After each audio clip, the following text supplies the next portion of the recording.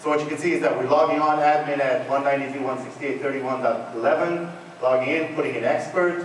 It says you're in expert mode now, and this is where we start to back up the system. I won't go through the whole thing, but as you can see, we're creating a directory under var log. Var log is the biggest partition, so we chose that. First things we do is we collect the version information, the license information, the kernel information. Those are the files that you would need initially when you are going to reinstall your appliance or your flat. Once we're done with that, we start collecting all the other files that I mentioned. Now, some of them are going to fail because some of them don't exist. You're not going to find the fwcurrent.conf file on a management server or on a standalone module that's not in a cluster. So some of these are going to give us errors, but the rest we're going to collect. Once I'm done with all of that, which is all the files that I'm collecting, I'll get to the actual backup. So this is going to run the CD backup util with these parameters. Okay, so this is the process that's going to run right now. I'm going to back up my firewall. And once that's done, obviously you have the option to back up management servers and provide one either with the logs or without the logs. So if you don't want to keep your logs for a long time, you don't have to. And the last thing that we do is we take all those files that we collected manually, or sort of manually, and the backup file that Checkpoint generated from their script, and we tar that up into, or compress it and tar it into a single file.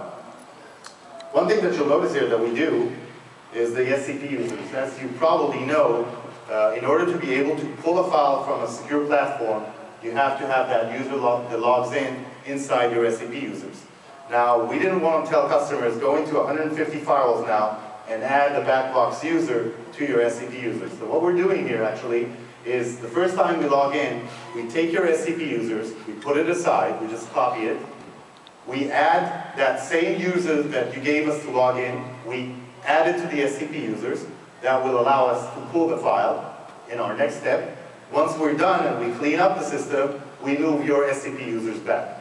So we make that small change just for the period of the backup. We don't want to leave it like that because we want to leave the firewall the way it is, and then we put the file down. So once this is done, next step is the pull. We log in using SCP because we already have the access from the SCP users.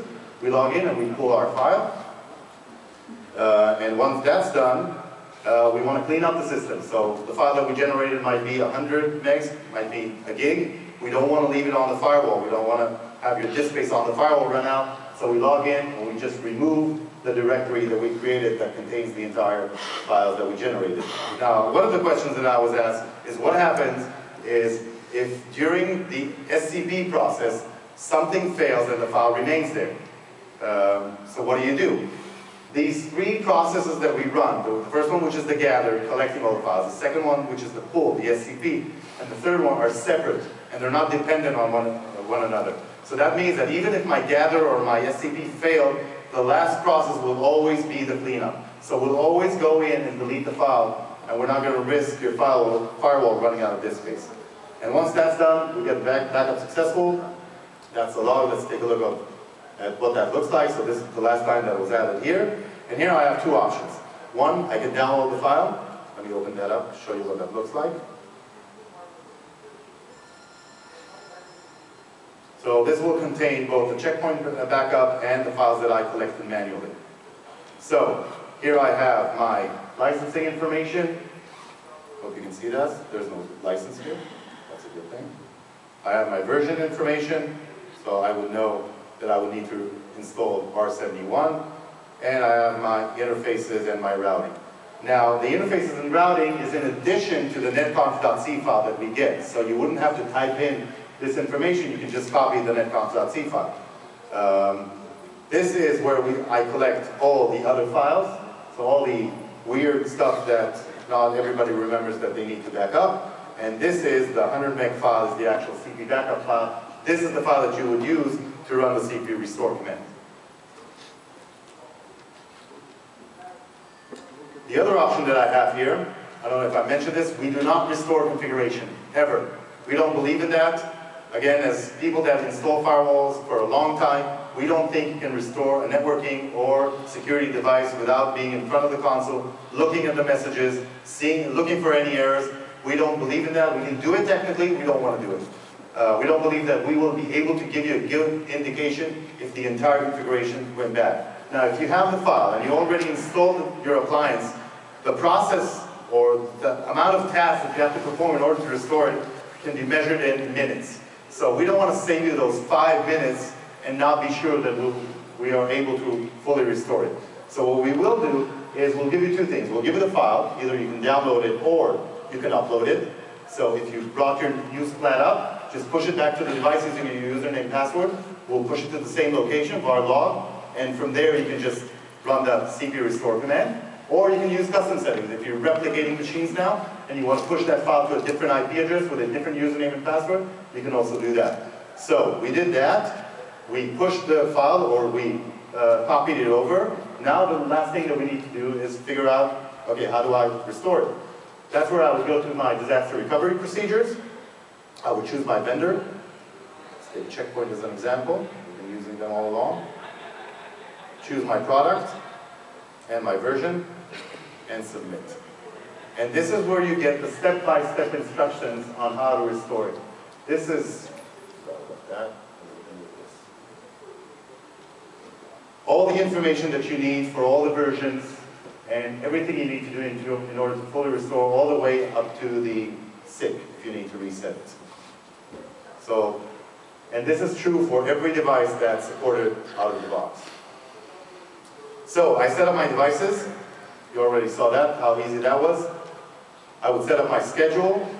Obviously any type of schedule, daily, weekly, monthly, and whatever time you want to do that. I would set up my notifications. Who do I want to notify and how? Is it only email? Is it also syslog? And once I have all of these configured, so these 3 settings, the last thing I need to do is set up a backup job. And that backup job, what it'll ask for is a name for the job, choose the schedule from the list of schedules that you already configured, choose the notification, who do you want to notify, and then just choose your devices. And this is what's going to run automatically. The job is what's running overnight using your schedule. Now, the reason we separated the schedules and so forth is we wanted to give you control. So let's say you have networking devices that you want to run at 1 a.m. and notify the networking group, so you would set up one job for that. And you have your firewalls that's going to run at a different time and notify a different group.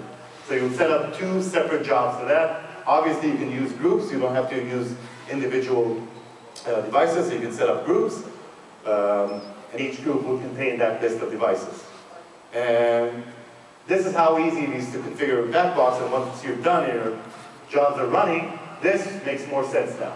So, what I have here is the device status, 99% healthy, 1% faulty, meaning at least one device failed. If I click on that, I will get my device list only with that filter. So I only see the failed devices now. If I look at the reason over there, I'll be able to see that I had a username password problem. The same log exists, so I can go back into that log, go to the backup history, click on that, and you'll be able to see here that when I put in the username and password, I got permission denied.